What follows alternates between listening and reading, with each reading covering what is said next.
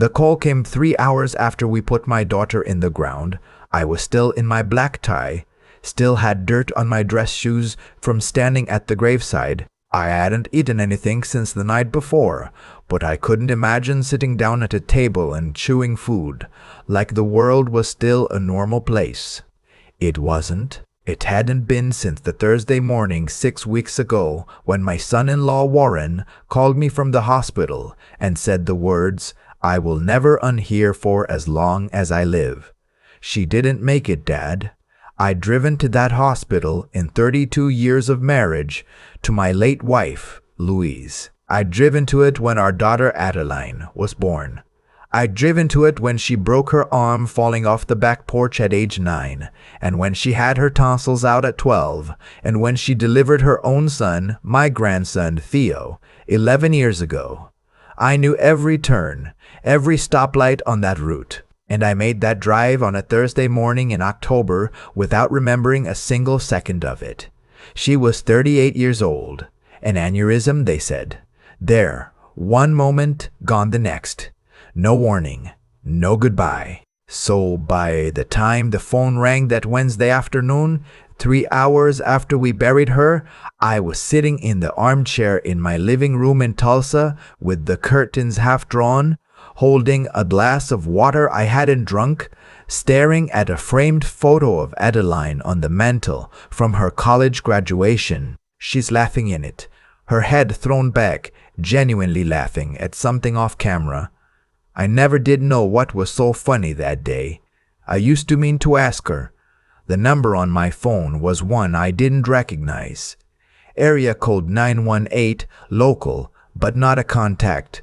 I almost didn't answer. I almost let it go to voicemail and set the phone face down on the armrest and gone back to staring at that photograph. I answered. "Is this Mr. Calloway, Bernard Calloway?" "It is," I said. "My name is Donna Price. I was your daughter's supervisor at Meridian Financial. I'm so sorry for your loss, sir. I debated whether to call today of all days, but what I have to tell you, I don't think it can wait. I think you need to know, and I think you need to know before Warren does." I sat forward in that armchair. "There's something here at the office," she said carefully. "Something Adeline left. I need you to come in and see it yourself. And Mr. Calloway, please don't mention this call to your son-in-law." I set the water glass down on the end table. My hand was steadier than I expected. "I'll be there in 20 minutes, I said. "I want to tell you something about Adeline before I go any further, because she deserves more than to be a name in a story about what her husband did to her. My daughter was careful. That's the word I always used for her, and I mean it as the highest possible compliment. She was careful the way a good architect is careful. Not timid, not fearful, but precise. She noticed things. She remembered things. When she was 7 years old, she caught me miscounting her Halloween candy after I'd snuck a Reese's. And she didn't accuse me. She just laid every piece out on the kitchen table in categories and counted them in front of me with this very quiet, very knowing look. I never tried that again. She had built her career on that same quality. 14 years at Meridian Financial as a compliance analyst, the person whose job it was to find the thing that didn't add up, the discrepancy buried in column 47 of a spreadsheet, the wire transfer that was 2 days off from where it should have been. She was good at her job because she thought the way numbers think, in patterns, in sequences, in things that belong and things that don't. Warren was her opposite in almost every way, and I think that's what she loved about him in the beginning. He was loud where she was quiet, impulsive where she was deliberate. He sold commercial real estate, and he was good at it, the kind of good that comes from charm and confidence and the willingness to say whatever the room needs to hear. When they got married 15 years ago, I gave a Father of the Bride speech, and I said that Adeline had found someone who would push her out into the sunshine when she wanted to stay inside and read, and I meant that warmly. I genuinely liked Warren then. Things change. People show you who they are when the pressure gets high enough. The first time I noticed something shift was about 4 years ago. Around the time Adeline started working longer hours, she came to Sunday dinner one evening, and she was quiet in a way that was different from her usual quiet. Tighter. She barely touched the pot roast. When I walked her out to her car, she said, "Dad, do you think a person can change? Fundamentally, I mean. The way they're wired." I said I believed most people had more capacity for change than they let themselves use. She nodded and kissed me on the cheek and drove home. I replayed that conversation 100 times after October. Meridian Financial's offices were in the 1-up building downtown. I'd been there once before, years ago, for some work holiday party. The lobby had marble floors and those tall ceilings that make your footsteps echo. At 4 in the afternoon on a Wednesday, the place was subdued. A few people still at their desks. The overhead lights dimmed in the way offices get in that late afternoon lull. Donna Price met me at the elevator. She was in her late 40s, dark hair pulled back, reading glasses pushed up on her head, and she had the look of someone who had been deciding all day whether she was doing the right thing and had just barely landed on yes. She shook my hand with both of hers. "Thank you for coming. I truly am sorry, Mr. Calloway. Adeline was one of the best people I have ever worked with." "She was one of the best people I have ever known," I said, "and I've known a lot of people." She led me back through the open workspace to a glass-walled office in the corner. Adeline's name was still on the door in small adhesive letters. Donna closed the door behind us and turned the blinds on the interior windows so we had privacy from the rest of the floor. "I want to show you something she left," Donna said. "But first I need to give you some background, and I need you to hear all of it before you say anything. Can you do that?" "I'm 64 years old," I said. "I've been listening patiently my entire life." The smallest flicker of a smile crossed her face. About 8 weeks ago, Adeline came to me with a concern. She had been reviewing some personal financial documents. She didn't tell me why she had them, only that she had come across them at home, and she found inconsistencies she couldn't explain. Transfers out of a joint investment account that didn't match any record she could find. A brokerage account she hadn't known existed, held under a trust name she didn't recognize. I kept my face still. "She was careful," Donna continued. "She didn't confront Warren right away. Instead, she started documenting what she found. She kept a file. Not on the company system, on a personal drive she kept in her desk drawer." Donna opened the bottom drawer of Adeline's desk and placed a small silver USB drive on the desk between us. She also left a sealed envelope with my name on it in that same drawer. I found it 2 days after she passed. It said, "Donna, if something happens to me, give this drive to my father. Only my father." The room was very quiet. "I almost called you that same day," she said, but I kept second-guessing myself. I thought maybe I was reading too much into it. People write things like that without meaning them literally. She looked at the drive. Then I looked at the files on the drive. She slid a laptop across the desk and opened it. The USB was already loaded, the folder already open. She turned the screen to face me. "I am not a financial expert. I spent 31 years as a high school history teacher in Broken Arrow before I retired. But I had raised Adeline, which meant I'd spent 3 decades listening to her explain her work at dinner tables and on Sunday phone calls and on the long drives we used to take together, and I had picked up more than most people would assume. And what I was looking at was organized the way she organized everything, methodically, labeled, cross-referenced. There were 14 accounts. I counted them. 12 of them had been opened over the past 7 years in the name of a company called Crestline Asset Holdings, LLC. I had never heard of Crestline Asset Holdings. I asked Donna if she had. "It's a shell," she said quietly. "I ran it through our databases. It was registered in Delaware 7 years ago. No real business activity. No employees. 1 officer listed." She paused. "Warren Kemp. Adeline's husband." The money flowing through those accounts added up to a number I had to read twice, then a third time, just under $400,000, moved in irregular increments over 7 years, drawn primarily from the joint investment account that Adeline had believed held their retirement savings. Their retirement savings that she had contributed to faithfully for 14 years. "There's more," Donna said. She clicked to a subfolder. Inside were screenshots, text messages as far as I could tell, though the names had been changed to initials in Adeline's notes, the way she would have done if she was being careful. One set of initials appeared again and again in the messages alongside Warren's name. I looked at the dates. The earliest message was from 5 years ago. I sat with that for a long moment. "There's a woman," I said. It wasn't really a question. Donna nodded. Adeline believed so. She didn't have a name yet. "But there are travel records in that folder too. Credit card statements. Warren apparently didn't know she had access to. Trips to Dallas, to Nashville, to a resort in Scottsdale, all on dates when he'd told her he was traveling for work. I have been angry in my life. Real anger. The kind that is cold and clear and purposeful. Not the hot kind that makes you stupid.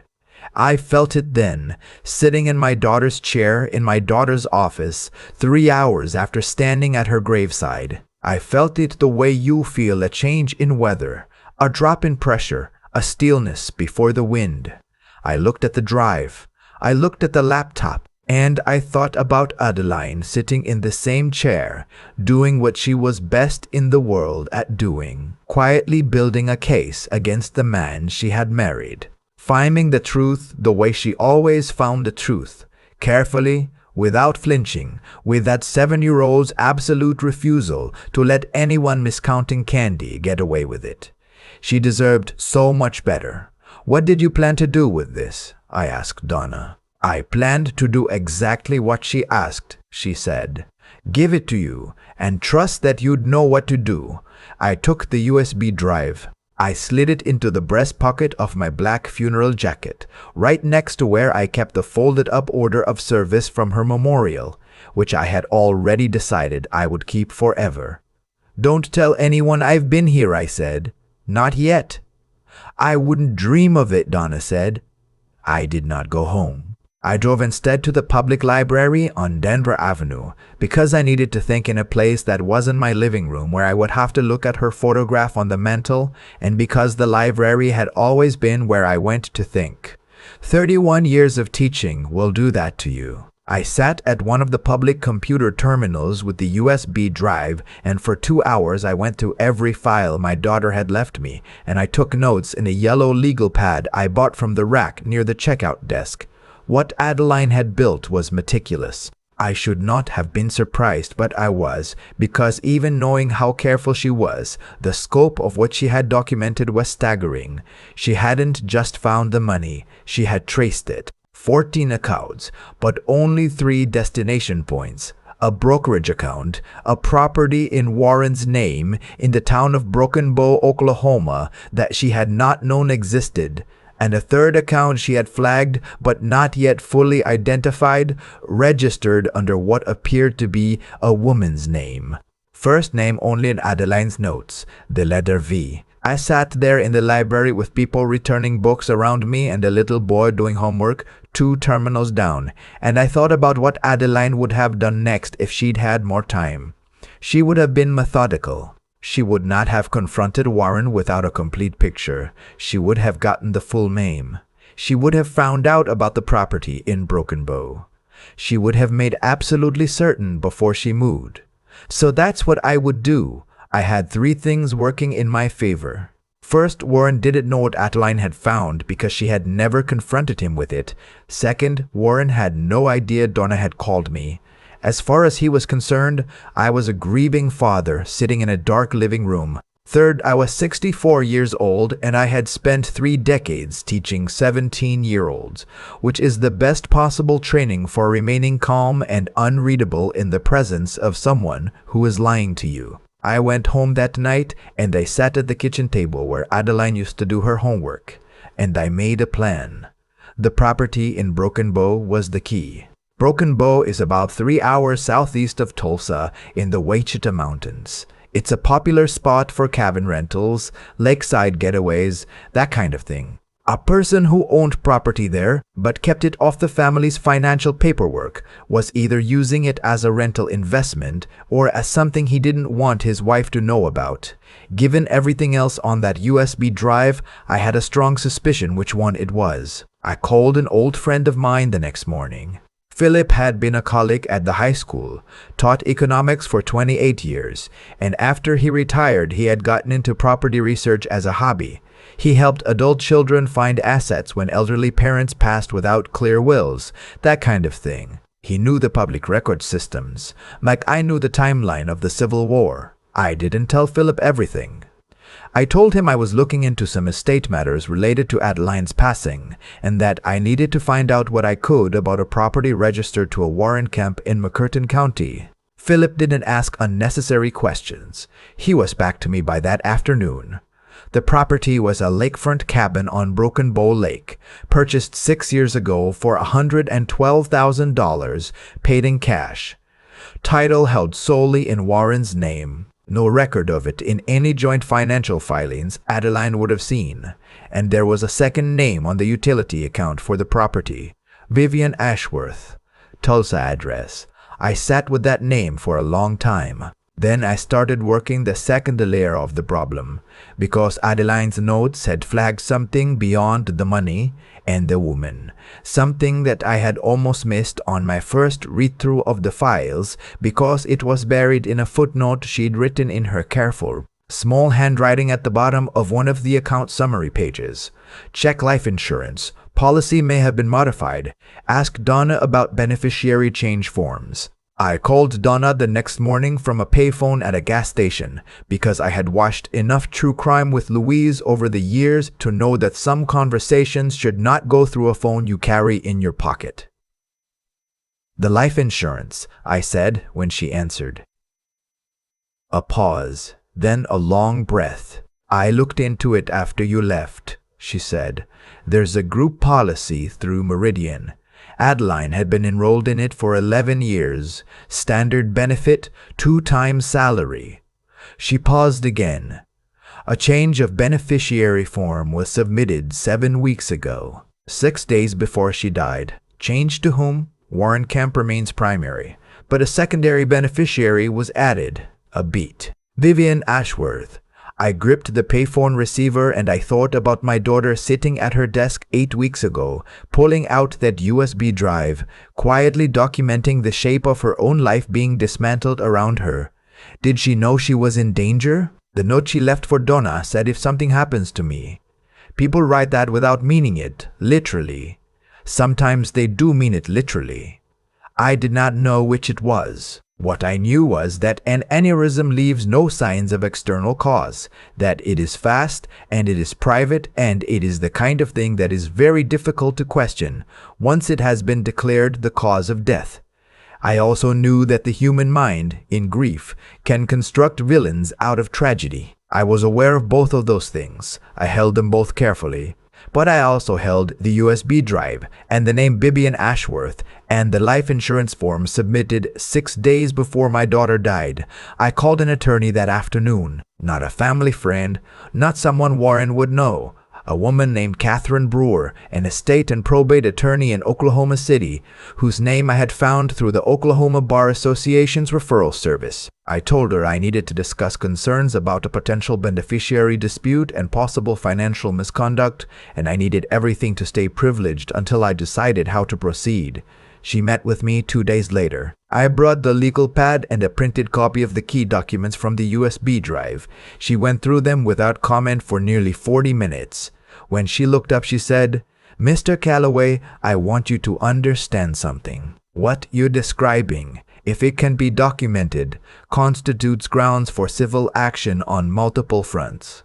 Fraudulent transfer of marital assets, potential breach of fiduciary duty. And if the beneficiary change can be shown to have been made without your daughter's full understanding or under undue influence, that policy may be contestable." "What about the rest of it?" I said. She held my gaze. "The rest of it is a question for law enforcement, not for me." But I can tell you this, if you bring this to the right investigator with this level of documentation, they will take it seriously. Warren came by my house the following Sunday. He brought a casserole from some restaurant downtown. He was never a cook, and he sat in my living room in the armchair across from mine and talked about how devastating it all was, and how Adeline would have wanted us to support each other, and how he was thinking about taking Theo to his sister's place in Austin for a few weeks, just to get some distance from all the grief. I looked at my son-in-law across the coffee table, and I said, "That sounds like a good idea. Theo needs his father right now." He nodded, grateful, relieved. He thought I was a grieving old man in a dark house. He thought what everyone thought. He left after an hour with the casserole dish he'd asked if I wanted to keep, and I watched his car pull out of my driveway, and I went back inside and called Catherine Brewer and told her we were ready to move. There was a community grief reception the following Saturday at Adeline's church, First Methodist on South Cincinnati, about 120 people, her friends, her colleagues from Meridian, neighbors, people from Theo's school, people who had known her since she was a girl. Warren was there in a gray suit, moving through the room with his hand extended, accepting condolences with the practiced ease of a man who has spent his career making people feel comfortable. Donna was there too, near the back. She caught my eye when I came in. Catherine had done two things in the week prior.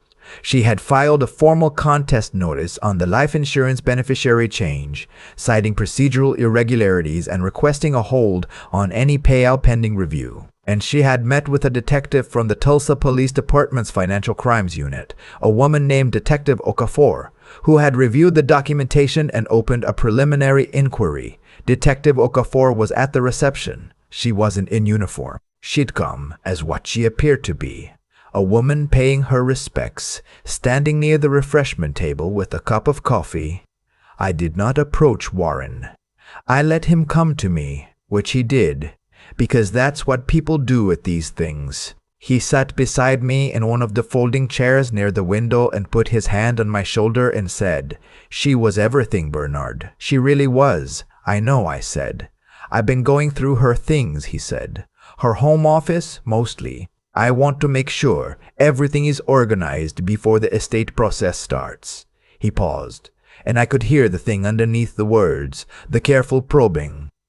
Did she keep files at home? Work files, personal documents, that kind of thing?" I looked at him. "She was very organized," I said, "but you probably know that better than anyone." Something moved behind his eyes. Just for a second. "Of course," he said. "Of course." He excused himself a few minutes later to speak to someone across the room.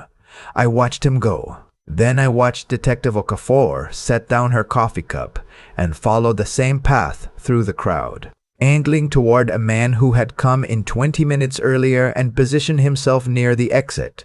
A man I recognized from a photograph Philip had pulled from a public business filing as the registered agent for Crestline Asset Holdings. I had not planned for that man to be here, but Adeline had included his name in her notes. A business associate of Warren's named Stewart, who had signed the original Delaware Incorporation paperwork, and Catherine had mentioned to Detective Okafor that he might be worth finding. And apparently someone on the financial crimes team had found him and done what law enforcement does when they find someone they want to talk to. I sat in my folding chair near the window and I did not move. What happened next did not happen the way things happen in movies. There was no dramatic confrontation in front of the whole room, no moment where Warren was marched out in handcuffs while everyone watched. That is not how these things work, and I was old enough and tired enough to be grateful for that. What happened was quieter. Detective Okafor spoke to Stewart near the exit for about 4 minutes, very calmly, and then made a phone call, and then 2 other people who had been parked outside came in. Warren saw them from across the room. I watched his face. There are faces people make when they understand that something they believed was hidden has been found. I have taught enough students who hadn't done the reading to know that face. The stillness before the scramble. The split second where everything they had been carrying becomes suddenly, visibly heavy. Warren made that face. He looked across the room and he found me sitting in my folding chair. I do not know what he expected to see. I looked back at him steadily, the way I used to look at a student who had handed me a plagiarized paper. Not angry, not triumphant, just clear, just certain. He looked away first. The legal process took 8 months. I will not walk through all of it because most of it was paperwork and waiting rooms and phone calls with Catherine that I took while sitting in Adeline's old bedroom, which I had kept exactly as it was since she left for college. What matters is what came out of it. The financial crimes investigation substantiated everything on that USB drive and considerably more. The shell company had been used to divert marital assets over 7 years. The Broken Bow property was found to have been the primary address of Vivian Ashworth during a period when Warren had told Adeline he was working late, traveling for clients, unavailable. The beneficiary change on Adeline's life insurance was ruled procedurally invalid due to documentation irregularities, and the policy paid out to her estate, which passed in trust to Theo. Warren was charged with fraudulent transfer of marital assets and several related counts. He pleaded to a reduced charge the following spring and received probation, a fine, and a civil judgment requiring restitution to Adeline's estate of $380,000. The question I could not answer, the question I held in the careful, uncomfortable part of my mind, was never definitively resolved. There was an inquiry. Medical records were reviewed. The conclusion was that the aneurysm was consistent with a natural event and there was insufficient evidence to conclude otherwise. I have to live with that. I do live with it, in the way that I imagine anyone lives with a question they will never have answered, by holding it next to everything else they know about the person they lost, and letting that full picture be the truth they return to. Adeline knew something was wrong. She built a record. She left it in the right hands, and she put the right name on the envelope.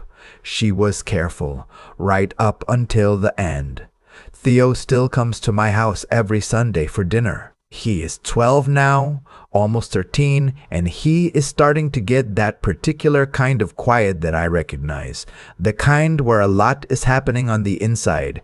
He has his mother's eyes and her way of noticing things. Last month he was helping me clear the table after dinner, and he stopped and looked at the photograph of Adeline on the mantel, the graduation photo, the laughing one, and he said, "Grandpa, what was so funny that day?" I stopped what I was doing. "I don't know," I said. I always meant to ask her. He looked at it a moment longer. "She looks really happy," he said. "She was," I said. "She really was." He carried the plates into the kitchen, and I stood in the doorway of the living room for a long moment, looking at that photograph. The sound of water running in the kitchen, Theo rinsing the dishes the way I'd shown him, doing it carefully, doing it right. There are things that cannot be repaired, and there are things that can be carried, and there is sometimes, not always, but sometimes, a thin line of justice that runs through the dark of a thing and holds. Adeline believed in that line. She spent her whole career finding it buried in the columns of numbers where no one else thought to look. I think she would be glad that I looked.